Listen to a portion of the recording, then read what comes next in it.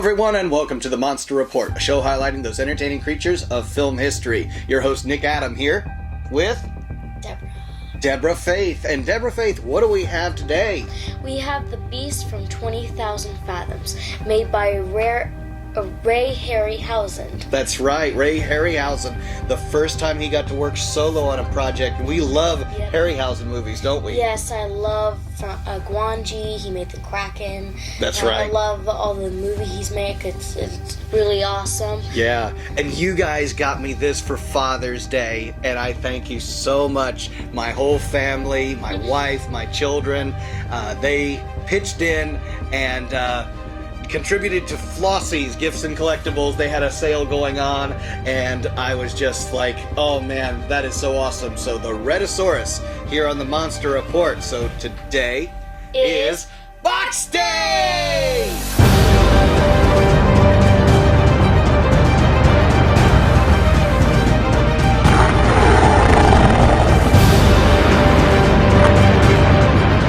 All right, Deborah! Awesome to have you back on Box Day. We're going to get into the Rhedosaurus, the Beast from 20,000 Fathoms. They call him the Rhedosaurus in the movie. You've seen the Beast from 20,000 Fathoms a few times, right? Yep, it's a very good movie. I like it because it's black and white. It makes it nice and scary. That's right. And this one is not the black... They have a black and white version of this figure. This is the color version. And actually, that's going to be interesting to see what that looks like, what he would look like if the film was shot in color. Which, some of Harryhausen's movies were in color. Some of them were colorized. They added color later. And this one, I don't think they ever did that, actually. I think they pretty much left it black and white. Yeah. Which is cool, actually. I think this looks really good in black and white.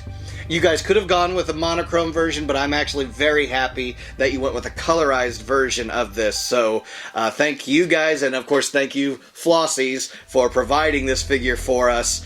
This is an X Plus Rhedosaurus, and of course you know that we talk a lot of Godzilla, Gamera, Mothra, Rodan, all the giant kaiju, Pacific Rim, Creature from the Black Lagoon. Best show ever. This is... I don't have much for Harryhausen. Actually, I'm trying to think if I have anything Harryhausen.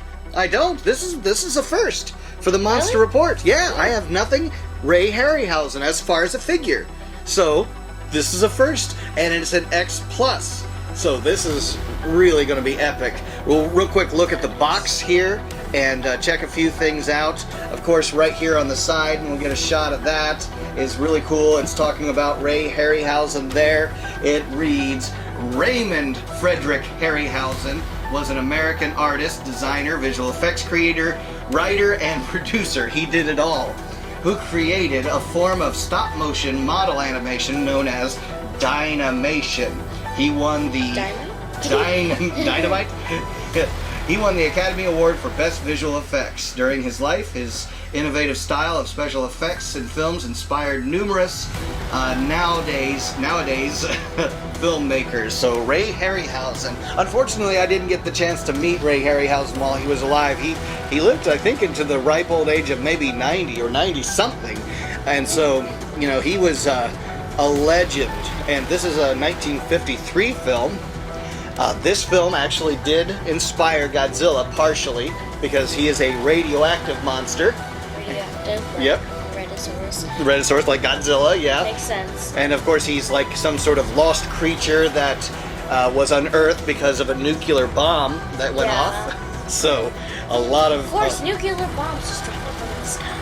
Yeah, they were apparently everywhere in the 1950s. There was a big scare of nuclear weapons and what they could do, to mankind and all that. And so, would they unleash a creature? And so, you saw at the beginning, he thaws out of ice, and now he's got radiation emanating from his body, and that's one of the keys, I guess, to detecting him and also figuring out how to kill him at the end.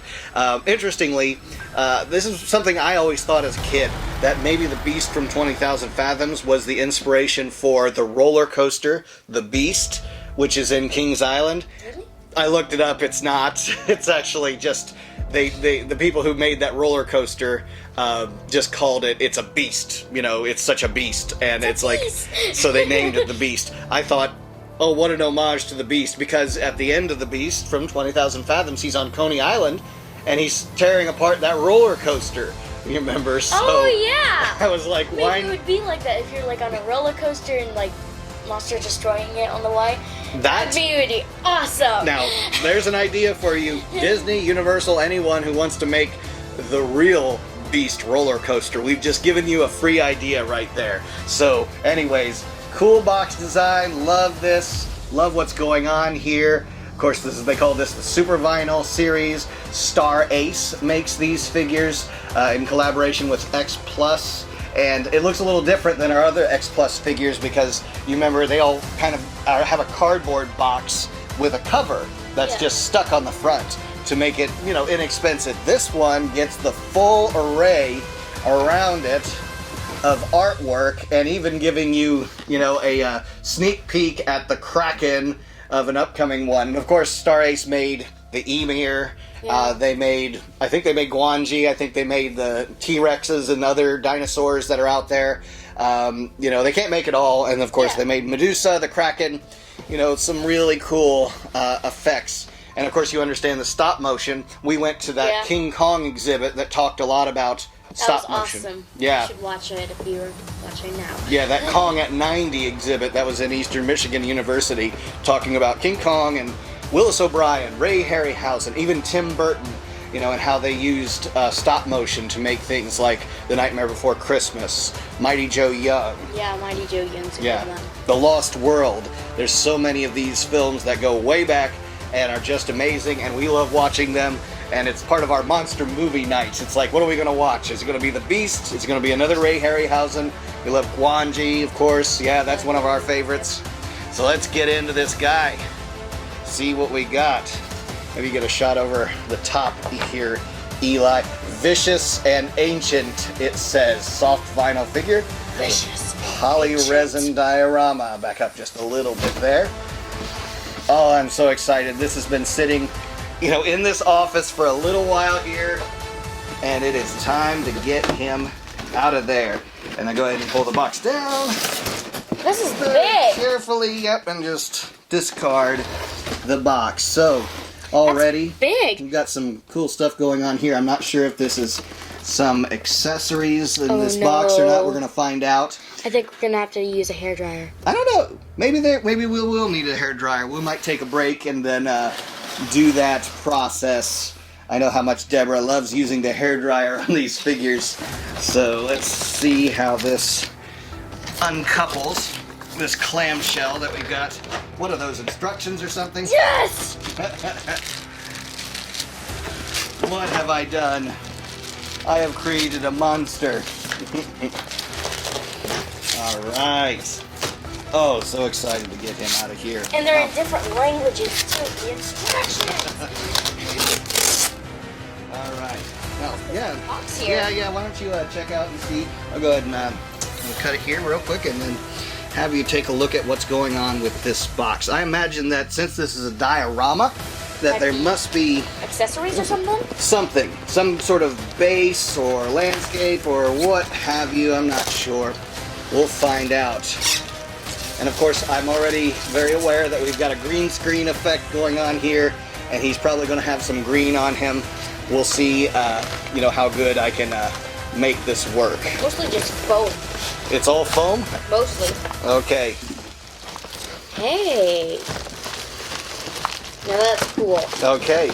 Yeah, go ahead and set it out there on the table while I get the tail section here. Oh, on the box right here. Yeah? It has a smashing a car. Right here is a smashed car. Oh, okay. You can put his paw on, or tail, or yeah, his claw. Okay, why don't you like a Ray Harryhausen thing. go ahead and put that out on the table so the camera can check it out. Go ahead and get a shot of that, Eli. Pretty there. cool. Thank you, and Eli. That car smashed with the gravel sticking out, and that light pole with the Ray Harryhausen symbol. That's pretty cool. Knocked over our microphone. Now this is interesting. We just got him out of the box, and are you seeing something odd about this figure? He has a hole through his butt. Well, yes, he's got that going, but there is something about this. The that's pretty obvious. If you're not paying attention already, it's going to make me out to be a liar. You liar! This is the monochrome version. But Yeah, this is the black and white version. they said it was the color. Well, go ahead and look at the front there. It's even in the color in the picture. Are we going to see a rage review here? It says color. Well, wait a second. Well, wait. It says color mono version. So maybe it is. I guess I thought looking at the box art here. Put the box art on the table there. I mean, I guess maybe I was wrong just by looking at the. I figured if they were going to give you the monochrome version here, if they were going to sell that to you, that they would actually picture it in monochrome, in black and white. Yeah. So I guess I was mistaken from looking at this. Looking at the box, is that it's kind of hard to tell whether you're getting that. So, okay, here we go. This is where I made my mistake then. I shouldn't have been looking at right here. And of course it tells you the different models in the Super Vinyl series. Mono is that model number, color is that model number. So we have the SA 9025, which doesn't seem to be okay, there it is. It's SA 9025 Mono Deluxe version. And that's what we've got, is the Mono Deluxe. So the way you can tell whether you got the mono or color version is by looking at the sticker right there. So that's okay. I am perfectly fine with this. In fact, I've got a Varan over there that I love because it is the monochrome version. Yeah. So with that in mind, no rage. You're not going to see rage here on the Monster Report, but we are going to have to take a short little break for a word from our sponsor while we get a hairbrush. So we'll be right back. Hairbrush? You said hairbrush. I'm having a hard time trying to convince these people that I'm not an idiot. Hey guys, I don't know if you noticed, but my dad said hairbrush instead of hairdryer. Also, I'm sorry he said that, it's okay, but make sure to subscribe, like, Twitter, and Instagram. Bye-bye. Hello guys, and we're back, and something funny. Our hair dryer died. Yeah, we don't own a hairdryer here at the Monster Report headquarters. It died. Yeah. Salute. I don't use hair dryers that often, and apparently none of the girls in our house use hair dryers that often either. So it's in the budget for the next Monster Reports that we need it. Yes. We'll get it. But we had to use an oven. Dad had to do it because it was fire hazard. We didn't use an oven. We used a stovetop gas burner, and I was very, very careful to get the hot air on the bottom of the Rhedosaurus here. Don't do this at home. And I was holding Very him. dangerous. Yeah, I was holding him very securely. And we got the tail section on, and oh boy, I think I'm in love. The Rhedosaurus is amazing. And we've got this sweet diorama here with him crushing a Volkswagen, I can only assume, down here. If you can see that kind of shot, and this is very cool. It says Harryhausen with that logo going on there, and the earth is just, the streets are cracking below him with that old 1950s lamp post that's there.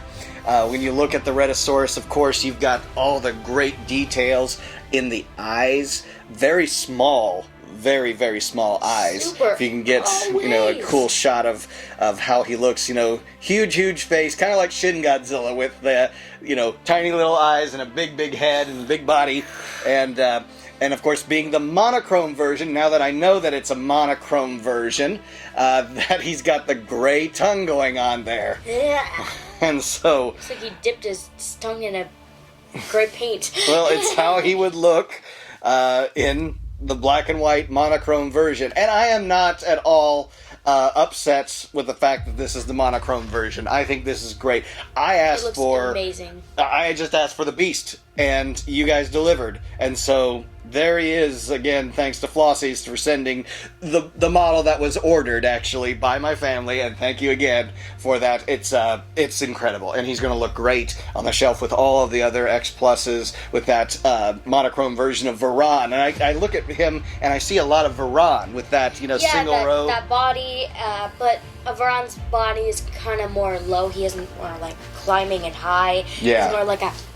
Yeah, he's always hunched over for the most part, but with that single, row of dorsal spikes going on there, all the way up to the head.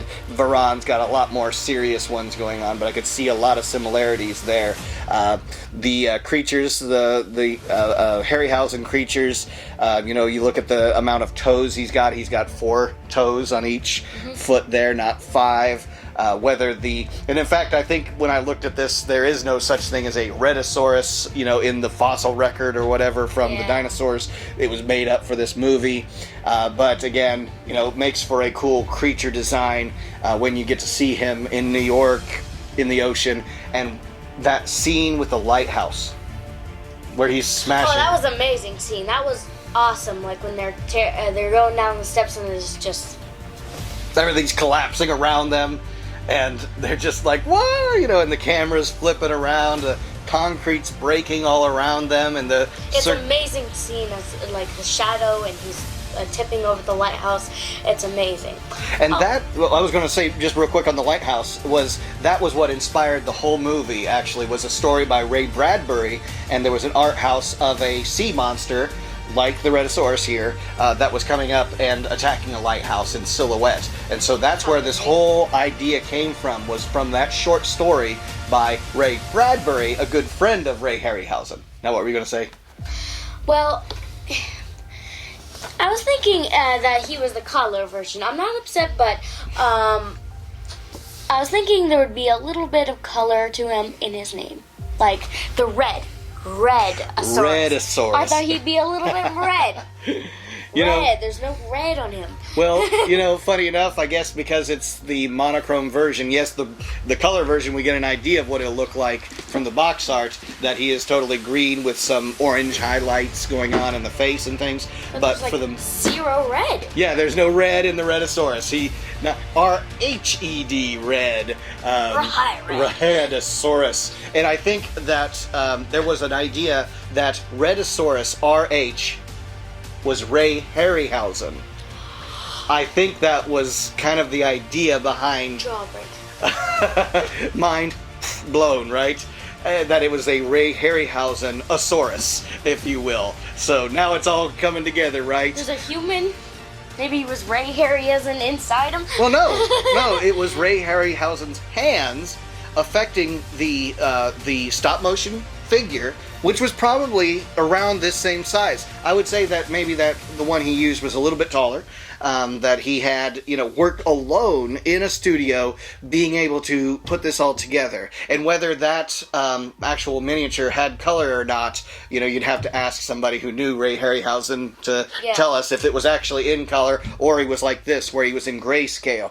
Talking about the figure, of course, not being a man in a suit like our tokusatsu films that we know and love, you're not going to get the zipper, you're not going to get a lot of folds where, the legs would be, but we do have folds in underneath the jawline here, actually, which is, of course, this being a miniature with an armature on the inside of it, so he could manipulate, he could move the head, move, the arms around, and so you're going to get some of the skin bunching up in areas. But that is where these creatures really shine, because, and these Star Ace X Plus figures really shine because of movie accuracy, screen accuracy. Yeah. What he looked like in the film. And, doesn't he look like he just leaps right off of the film and here he is, right in our hands? Yeah, it's amazing.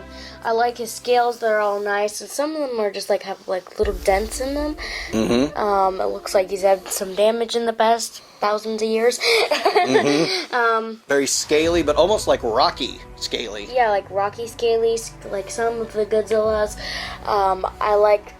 I like his teeth, they're nice. Yeah, the gray teeth. Sharp. And he has fangs too going on right there. Is he a vampire? Well, he's a dinosaur. I mean, he's a sort of a mutation of a dinosaur. That he's not the actual Rhedosaurus because he's been irradiated by the nuclear bomb and things change. Just like Godzilla is sort of an out-of-place dinosaur, but yet breathes fire, and and is super tall and walks upright. Unlike the dinosaurs, this one, has special abilities and things about him that.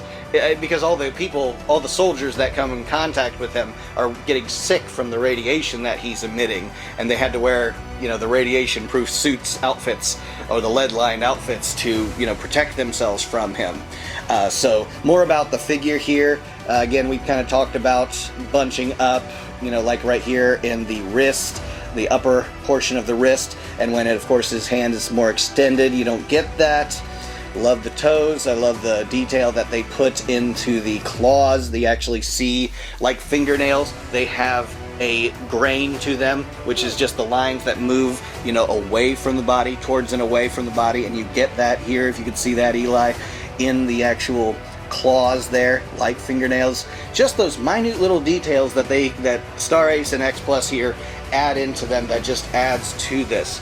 And so looking at this, of course, in this room, we're probably seeing a little green reflection. Yeah, with the green skin behind Right. us. Yeah, we're going to get a little bit of that. And of course, in a monochrome version, you're going to get some reflection.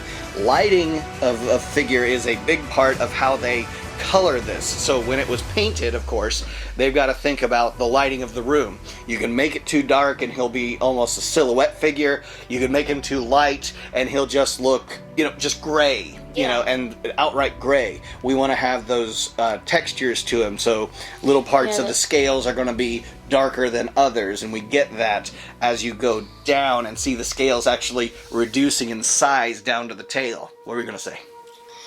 I have a question. I don't understand these two, just like it's small and small, and then it's just small, and then the end of his tail. I kind of think of the dinosaur called the Ankylosaurus, who had larger claws or larger, talons at the end of his tail that he used to attack. And yes, Angulus I look at Angulus, yeah. Yeah, Angulus is based on the Ankylosaurus. Ankylosaurus, killer of the living, as they said in Godzilla Raids again. Anguirius. Yeah. I call him Angulus. Anyways, Angulus. So, yeah, a method of attack, essentially. That Shaka! you don't mess with him if he's going to tail whip you, right? And so, yeah, very, very cool. I just love the depth of this guy. And he, like Godzilla, has ears. A lot of the times, you see creatures that don't have those little details to them, ear to them. And again, you can kind of see the Godzilla, the inspiration that led to Godzilla in the head design here. And with those ears, with the fact that the elongated mouth, like you would get not just from a T-Rex or, a out-of-place dinosaur, but in a creature that would be looking down upon you. Yeah. Which that kind of look, he's always looking down. He's not looking up so much. Yeah, he roars and he's sometimes like screaming up in the air, but for the most part, he's peering down at the people running away from him. And there are such great iconic shots in this film. If you haven't had the chance to see it, it's out there, you gotta check it out. And so this is just a great addition to the collection. Kind of looking at the underbelly there and seeing the scales that you've got going on here. I'm gonna ask Deborah, what does that kind of texture of scales on his belly remind you of? It reminds me of the creature from the Black Lagoon. Yes. He does kind of look like the creature with that. Yeah. He has those. It's almost body armor. Yeah, like the body armor thing. Yeah. It's meant to be like Godzilla and stuff. That's their weak spot. Yeah. Like on their chest, right there. Like in one of the Godzilla movies. Right. But yeah, in one of the Godzilla movies, Tokyo SOS, he has a weak spot there in his chest. And in the creature, yeah, you assume that he has thick skin. He almost looks very much crocodile-like in his belly, too. Yeah. Because you don't want, if this creature is going to crawl in his belly, biologically, spikes on the back, no problem. But on the belly, if he's crawling around, we don't want him to snag anything on his belly, so that's why it's a little less rough on the belly here. Yeah, it makes it more protected, just in case, like, you know, and nothing gets damaged. And just look at that face of how, you know, when he looks directly on you like that. Again, he's gigantic, he's looking down at you. And you know, as far as giant monsters are concerned, the Rhedosaurus isn't actually that big. When you think of Godzilla, which is just towering over you, bigger than the buildings in Tokyo.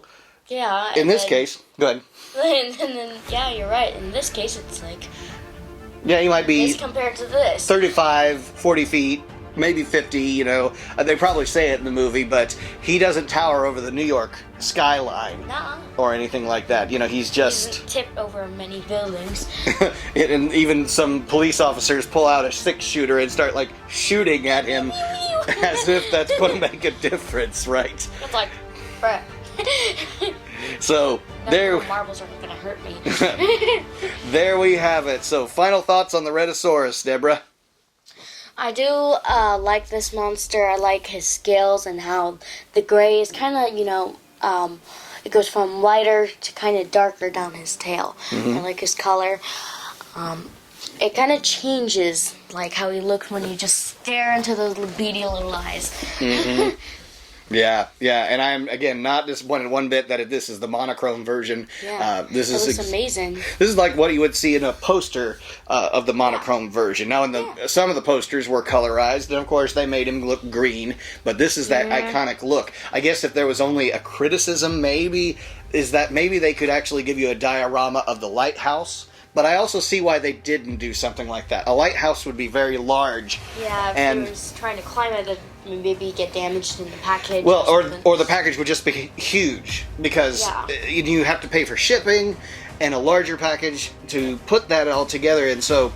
More designs. It's more to design and more to break in shipping. So I guess I understand why that might not be the case. So collectors probably would build their own lighthouse to make a diorama if you could, you know, arrange him in this kind of pose to attack the lighthouse. That would be kind of a cool look too. Maybe if we get really innovative one day, we'll build a lighthouse and see if we couldn't do that. Or maybe I'll ask somebody out there, a fan of the show, to... But he doesn't have very much articulation. I don't think he has any. There's zero tail. Zero articulation. Okay, zero.